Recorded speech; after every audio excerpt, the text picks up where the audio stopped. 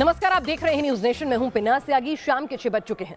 दिन भर आज चर्चा बजट की रही। बजट में किसे क्या मिला, क्या सस्ता हुआ, क्या महंगा हुआ, कौन सा टैक्स सिस्टम बेहतर है, यानी तमाम तरह के सवाल आपके जहन में होंगे। कंफ्यूजन भी होंगे क्योंकि बजट आम आदमी के लिए समझ पाना थोड़ी टेढ़ी खीर होती है। तो आपके लिए इस खास शो में हम बजट पर 5 पेचीदे सवाल जो आपके और हमारे जैसे आम इंसानों की जिंदगी से ताल्लुक रखते हैं, उनके जवाब क्लियर कट न्यूज नेशन पर हमारे एक्सपर्ट्स देंगे। हमारे साथ इकोनॉमिक एक्सपर्ट जो हैं वो जुड़ रहे हैं। आइए आपको बताते हैं सबसे पहले वो कौन से सवाल हैं जिनका जवाब जो है आज हम तलाशने जा रहे हैं अपने इकोनॉमिक एक्सपर्ट की मदद से। इस बजट से जो 5 अहम सवाल जो हैं जो पैदा हुए हैं, जिसके लेकर आम आदमी जो है वो इच्छुक है जानने के लिए कि क्या रहेगा। तो आपको बता दें कि क्या वो सवाल हैं जिनका जवाब तलाशेंगे हम अपने आधे घंटे की इस पेशकश में। सवाल नंबर 1, 75 साल से ऊपर के पेंशनर्स को नहीं भरना होगा इनकम टैक्स रिटर्न। इसका क्या मतलब है, क्या मायने हैं, ये हम आपको समझाएंगे। पुराने और नए इनकम टैक्स सिस्टम में से कौन सा सिस्टम बेहतर है, क्या पुराना सिस्टम खत्म हो गया है, ये भी आपको बताएंगे। सवाल नंबर 3, डीजल पेट्रोल पर कृषि सेस लगने से क्या पेट्रोल डीजल महंगा होगा, हमारी और आपकी जिंदगी पर क्या असर होगा। सवाल नंबर 4, बजट के बाद क्या घर सस्ते हो जाएंगे।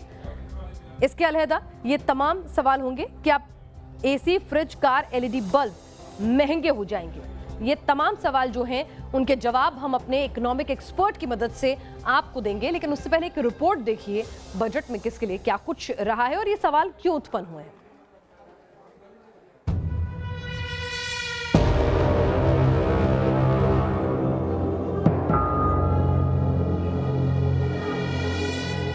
Public sector banks of their stressed assets calls for a measure to clean up the bank books.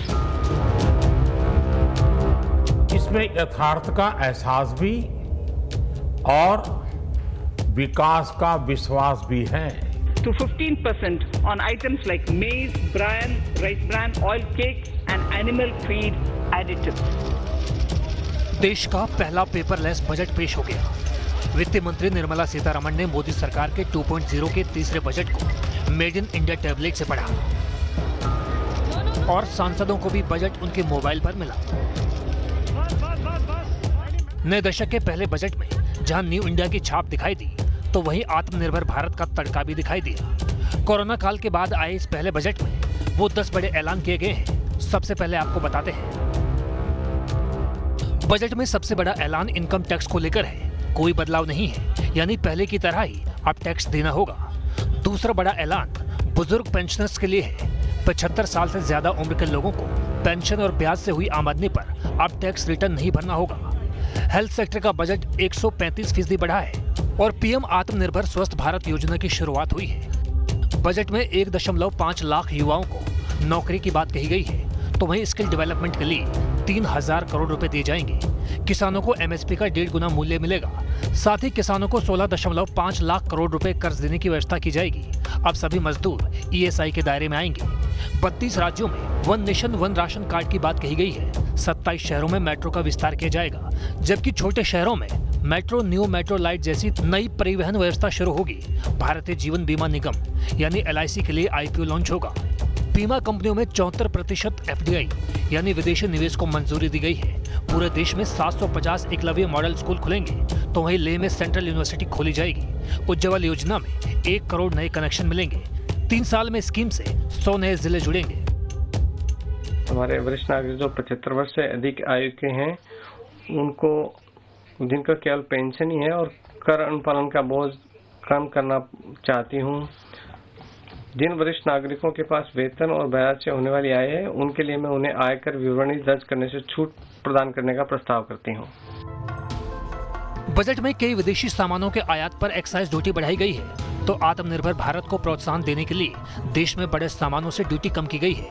Budget के बाद जिन सामानों की कीमतें बढ़ने वाली हैं, उनमें mobile charger, headphone, solar inverter, जूते, लेदर से बने सामान हैं, जबकि नायलॉन के कपड़े, स्टील के बर्तन, पेंट, पॉलिस्टर के कपड़े, सोना चांदी सस्ता होगा। बजट में पेट्रोल 2.5 रुपए प्रति लीटर और डीजल पर 4 रुपए प्रति लीटर कृषि सेस लगाया गया है। इसे एग्री इंफ्रा डेवलपमेंट सेस का नाम दिया गया है। हालांकि इससे आपकी जेब पर कोई असर नहीं पड़ेगा। वित्त मंत्री ने बजट भाषण में साफ किया है कि सेस लगाने से पेट्रोल और डीजल के दामों में बढ़ोतरी नहीं होगी। अब स्क्रैपिंग पॉलिसी के बेनिफिट्स काफ़ी बड़े हैं और इसके कारण क्या होगा कि हमारी जो अभी वर्ल्ड के सभी ब्रांड्स हमारे देश में प्रेजेंट है, मर्सिडीज से लेकर ऑल बिग मैन्युफैक्चर आ रहे हैं। अब हम लोग electric, ethanol, methanol, biodiesel, bio CNG और हाइड्रोजन फ्यूल सेल को भी इनकरेज कर रहे हैं। बजट पर अपनी पहली प्रतिक्रिया देते हुए पीएम नरेंद्र मोदी ने कहा है कि बजट के दिल में गांव और हमारे किसान हैं। एग्रीकल्चर सेक्टर में किसानों को और आसानी से और ज्यादा ऋण मिल सकेगा। देश की मंडियों को यानी एपीएमसी को और मजबूत करने के लिए, सशक्त करने के लिए एग्रीकल्चर इंफ्रास्ट्रक्चर फंड से मदद का प्रावधान किया गया है। ये सब निर्णय ये दिखाते हैं कि इस बजट के दिल में गांव है, हमारे किसान है। पीएम मोदी ने वित्तीय स्थिरता के साथ तालमेल बैठाते हुए बजट के आकार को बढ़ाने पर टीम सीतारमण को शाबाशी दी। पीएम ने कहा है कि मुश्किल आर्थिक हालात के बावजूद देश की जनता पर कोई भी बोझ नहीं डाला गया है। आज के बजट में आत्मनिर्भरता का विजन भी है और हर नागरिक, हर वर्ग का समावेश भी है। बजट को बाजार ने भी सलामी दी है। सेंसेक्स और निफ्टी में भी शानदार बढ़त रही। सेंसेक्स करीब 2314 अंकों के बढ़त के साथ 48,600 के स्तर पर बंद हुआ। Team news nation. हमारे साथ खास मेहमान जुड़ गए हैं जो इन तमाम सवालों के जवाब देंगे जो जानना आम आदमी चाहता है इस बजट से। प्रोफेसर अखिल स्वामी हैं, अर्थशास्त्री हैं, अरुण जैन जी हैं, से अध्यक्ष हैं एसोचैम से, प्रोफेसर अमन अग्रवाल हैं, अर्थशास्त्री हमारे साथ इस वक्त जुड़े हुए। सबसे पहले सवाल प्रोफेसर अखिल स्वामी जी आपसे है मेरे, जो ये कहा गया है कि 75 साल से अधिक उम्र के लोगों को आईटीआर फाइल नहीं करना होगा। अगर वो किसी भी तरह की रिबेट लेते हैं, अगर उनकी पेंशन इतनी ज़्यादा है कि वो टैक्सेबल है, तो वो रिबेट किस तरह से हासिल करेंगे? क्या तब भी उन्हें आईटीआर नहीं भरना होगा? इस पर थोड़ी क्लैरिटी दीजिए।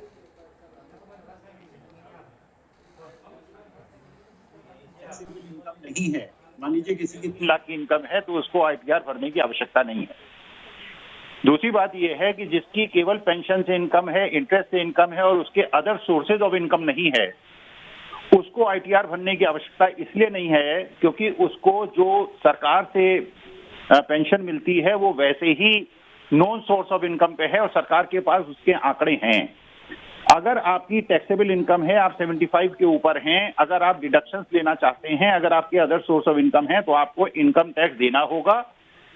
तो सवाल ये है कि अगर आपको आईटीआर फाइल करना होगा, अगर आपको डिडक्शंस लेने हैं और आपको आईटीआर फाइल करना होगा, तो ये मात्र सुविधा उन लोगों के लिए है जिनके पास अदर सोर्स ऑफ इनकम नहीं है और जिनकी टैक्सेबल इनकम नहीं है या केवल पेंशन से इनकम है जो कि गवर्नमेंट के सोर्स में है। तो वास्तविकता में अगर देखा जाए तो इसका बहुत ज्यादा इम्पैक्ट जो लार्ज सेक्शन ऑफ अबाउट 75 लोग हैं उन पर नहीं होगा। जी, अगर ये भी समझना होगा कि जो एफडीज होती हैं बैंक में, बैंक्स उन पर खुद ब खुद जो है वो काट लेते हैं आपका अमाउंट जो होता है, तो ऐसे लोगों को एग्जेम्पशन कैसे मिलेगी? नहीं, देखिए वही वास्तविकता में अगर किसी की टैक्सेबल इनकम नहीं है तो उसको वैसे ही रिटर्न फाइल करने की आवश्यकता नहीं है, चाहे उसकी इनकम कुछ, उसकी एज कुछ भी हो। अगर किसी की एज 75 से ऊपर है और उसकी टैक्सेबल इनकम है, पेंशन के अलावा भी उसके सोर्स ऑफ इनकम है, तो और उसको डिडक्शन लेना है क्योंकि वो टैक्सेबल इनकम को कम करना चाहता है, तो उसको रिटर्न फाइल करना होगा क्योंकि उसको डिडक्शन लेने हैं। तो सवाल ये है कि इसमें किन लोगों को बेनिफिट होगा? आईटीआर फाइल न करना, और क्योंकि हम ये भी राय देते हैं जिन लोगों की इनकम टैक्सेबल इनकम से कम है कि आप आईटीआर फाइल कीजिए, क्योंकि आपका सोर्स ऑफ इनकम अगर कल इनकम टैक्स डिपार्टमेंट 20 साल बाद कहे कि आपने जो मकान खरीदा कैसे खरीदा, क्योंकि आपने रिटर्न तो फाइल नहीं किया, तो अगर आपकी इनकम 3 लाख है तो भी आईटीआर रिटर्न फाइल कर दीजिए, कोई परेशानी की बात नहीं है, जिससे सोर्स ऑफ इनकम आपका क्लियर हो और बाद में आप सरकार को ये बता सकें कि मेरे पास ये इनकम थी जो मैंने रिटर्न फाइल किया था। तो आईटीआर भर्ती करने से अगर आपकी केवल पेंशन की इनकम है तो सरकार को पता है कि आपकी पेंशन की इनकम है जी। अगर वो टैक्सेबल है तो टैक्स वो काट लेगा, अगर टैक्सेबल नहीं है तो नहीं काटेगा जी। यानी तो अगर आप 75 साल से ऊपर है और आपकी टैक्सेबल इनकम है और आपको रिबेट लेना है या फिर आपको आपने किसी भी तरह से रिफंड चाहते हैं तो आपको आईटीआर भरना ही होगा। अगला सवाल लेके हम अपने अगले जो हमारा सवाल है वो लेकर हम जाते हैं। इस पर एक क्लैरिटी हमें हासिल हुई है। दूसरा सवाल यह है कि पुराना और नया इनकम टैक्स सिस्टम एक शख्स के लिए क्या बेहतर है, किसे चुने वो, इस पर फैसला कैसे किया जाए? तो एक आदमी को यह कैलकुलेट करना पड़ेगा, अगर आपको डिडक्शन चाहिए, अगर डिडक्शंस आपको चाहिए और डिडक्शंस के बाद लगता है कि आपकी जो टैक्स की लायबिलिटी है वो कम होती है, या आपको डिडक्शंस नहीं चाहिए, तो हर व्यक्ति विशेष पे निर्भर करता है कि दोनों अल्टरनेटिव से वो कैलकुलेट करे कि उसको डिडक्शन चाहिए या डिडक्शन नहीं चाहिए। डिडक्शन चाहिए और हायर टैक्स देना चाहे, या डिडक्शन नहीं चाहिए, लोअर टैक्स देना चाहे, तो वो उसकी जो जिस स्लैब में है, जो आप भी इसी बात से इत्तेफाक रखते हैं? टैक्स स्लैब चुनने के लिए एक शख्स को इंडिविजुअली कैलकुलेट करना होगा, या कोई एक सिस्टम आपकी नजर में बेहतर है? देखिए, नए जो सिस्टम है उसके अंदर ऑलरेडी हम लोगों ने ये बहुत अच्छी तरह देख लिया है कि उसके अंदर ज्यादा डिडक्शंस नहीं है, बल्कि डिडक्शंस हैं ही नहीं। तो आपको ये मानना पड़ेगा कि आपकी अगर डिडक्शंस हैं या आपका रिफंड है और आप उसके अंदर कोई ऐसी डिडक्शंस चाहते हैं जो नए सिस्टम के अंदर नहीं है, तो आपको ये कैलकुलेट करना ही होगा। और मोटा मोटा सा ये है कि नए सिस्टम के अंदर ज्यादा डिडक्शंस नहीं है। अगर आपको नए सिस्टम के अंदर जाना है तो आपको अपना पुराना जो आपका मेट दिया हुआ है, अगर आप कंपनी है तो आपका मेट दिया हुआ है, तो उसका भी क्रेडिट नहीं मिलेगा। ये आपको ध्यान रखना पड़ेगा। आपके कैरी फॉरवर्ड लॉसेज हैं अगर कोई, वो भी कैरी फॉरवर्ड लॉसेज आपके कैरी फॉरवर्ड नहीं होंगे। तो आपको बहुत सोच समझ के नए सिस्टम के अंदर जाना होगा। ऐसा नहीं है कि आप ब्लाइंडली नए सिस्टम के अंदर एकदम अपने आप को जाके और कम रेट ऑफ टैक्स के लालच के अंदर उसको अपना लें, क्योंकि एक बार आपने अगर वो अपना लिया तो आप रिवर्स नहीं कर सकते वो। जी, तो आपको ये देखना होगा, इंडिविजुअली कैलकुलेशंस करनी होंगी।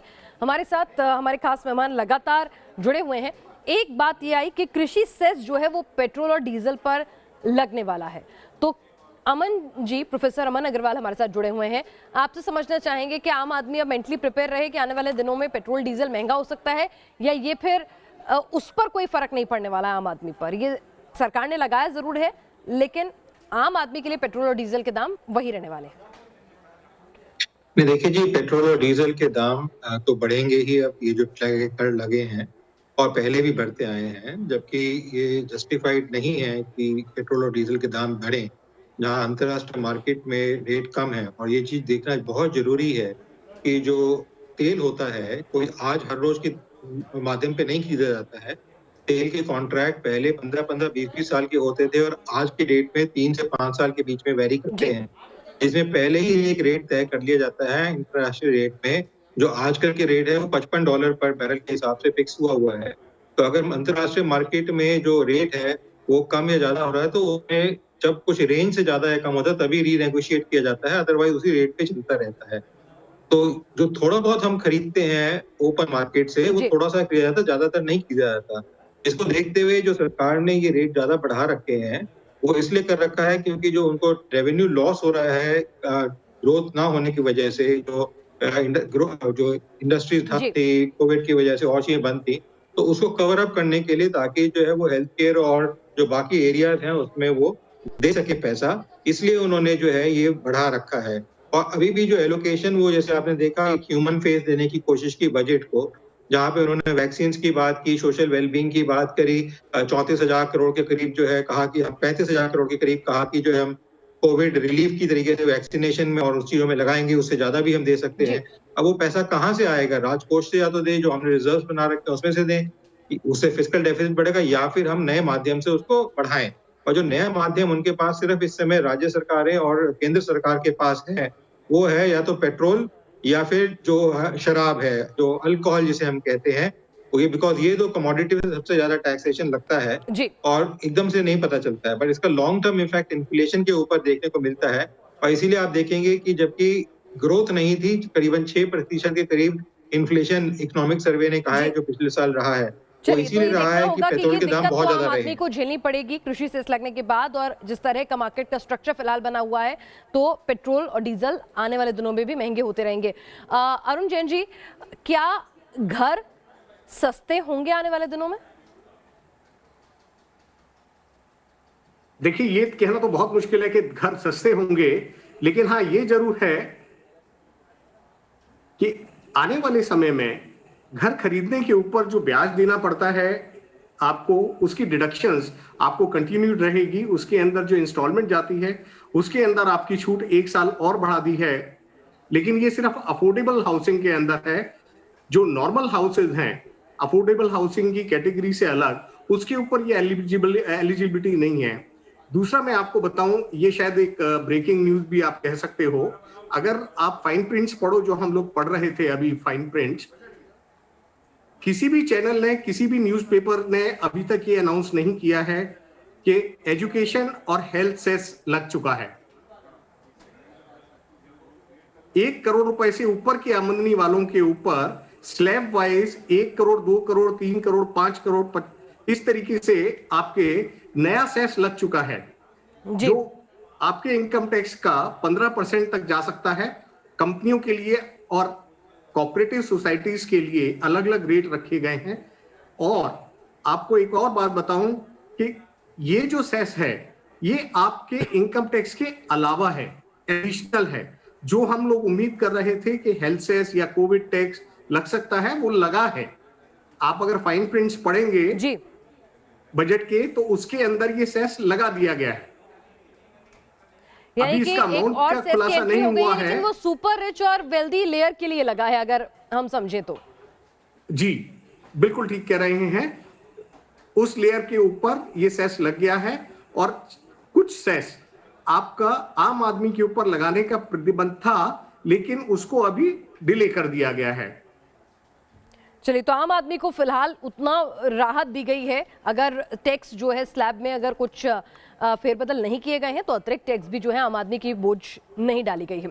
हमने ये तमाम सवाल जो जनता से जुड़े हुए थे वो अपने एक्सपर्ट्स के सामने रखे और क्या कुछ जवाब निकल कर आया है इन सब की राय से, जरा ये भी आपको बता देते हैं। तमाम अर्थशास्त्रियों से बातचीत के बाद जिन 5 सवालों के साथ हमने शो शुरू किया था और उसके क्या जवाब निकल कर आ रहे हैं, जरा ये भी जान लीजिए। सबसे पहला सवाल था, क्या 75 साल से अधिक उम्र के पेंशनर्स को नहीं भरना होगा इनकम टैक्स? तो इसका जो जवाब निकल कर आया है वो ये, पेंशन की राशि से टैक्स कटा है, रिटर्न के जरिए ही कटे टैक्स की वापसी होगी। यानी कि अगर अदर इनकम है और रिबेट आप चाहते हैं तो फिर आपको रिटर्न भरना नहीं होगा। अगर आप टैक्सेबल चार्ट में नहीं आते हैं, अदर इनकम्स नहीं है, तो आप ना भी भरें तो चलेगा।